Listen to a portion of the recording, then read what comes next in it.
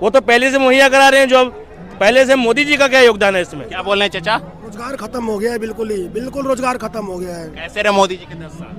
क्या बताएं, बस खत्म हो गया है, रोजगार चल रहा है। मोदी जी क्या बोल तुम्हारे नहीं, क्या बोल मोदी जी के 10 साल कैसे रहे मोदी उनका जी तो मौज में कट रहा है, कोई दिक्कत नहीं है। के? कैसे रहे 10 साल मोदी जी के? सही है, जो उनके विपक्षी बोल रहे हैं वो सही है, उनके तौर पर है। लेकिन मैं ये कहना चाहूँगा कि अगर सब इतना होता है तो फिर भी उन्हीं को क्यों जिताते हैं, बताइए आप।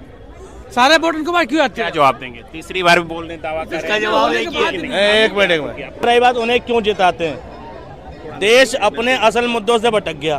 ठीक, देश में कम्युनलवाद बढ़ा है, देश में धर्म को लेके एक नई बहस छिड़ चुकी है, ये सबको पता है।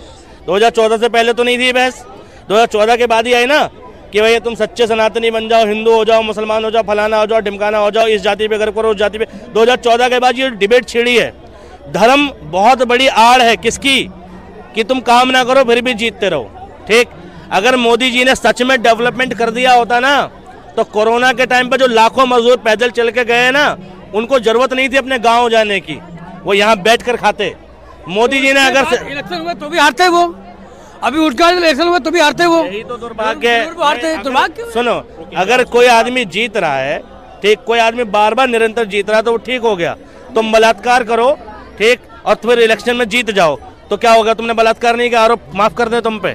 अरे भाई, ये तो रियलिटी है ना कि वो रोजगार की स्थिति खराब है।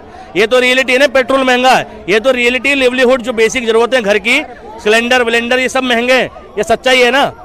ठीक है, मोदी जीत रहे हैं, लेकिन जीतने चाहिए कि नहीं, ये पूछ रहा हूँ मैं। अरे भाई देखो, हम हमारे चाहना कुछ नहीं होगा, लेकिन देखो ऐसा है अगर हम कहेंगे कि हम वो नहीं जीतेंगे तो भी वो जीतेंगे, और नहीं कहेंगे नहीं जीतेंगे नहीं तो भी जीतेंगे वो। एक बात नहीं, ये बात तो ये सही कह रहे हैं मोदी जी आएंगे, उसका कारण नहीं। सुनो, देश में मैं इतनी गारंटी दे रहा हूँ, वोटों की गिनती करा लो। मोदी जी को जितने पक्ष में वोट पड़ते हैं, मोदी जी के विपक्ष में उससे ज्यादा वोट पड़ते हैं। सब पार्टियों को अलग अलग निकाल लो, ठीक है। और भाई मोदी जी के खिलाफ पड़ने वाले वोटों की संख्या आज भी मोदी जी के पक्ष में वोट पड़ने वालों की संख्या से कम है। ये रियलिटी है, ठीक। लेकिन मोदी फिर भी जीत रहे हैं। वजह क्या है?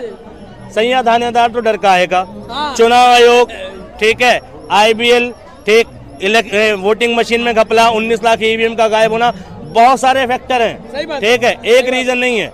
और अगर कोई आदमी ऐसे जीत रहा तो जनता को विद्रोह करना चाहिए, ठीक। चाहे भाई मोदी जी अगर इलेक्शन से नहीं हारे तो जन विद्रोह से जाने चाहिए। ऐसा आदमी देश में चाहिए ही नहीं जो देश की सत्ता का दुरुपयोग करे, ठीक। और ऐसा आदमी चाहिए नहीं जो देश को मूलभूत मुद्दों से भटका दे।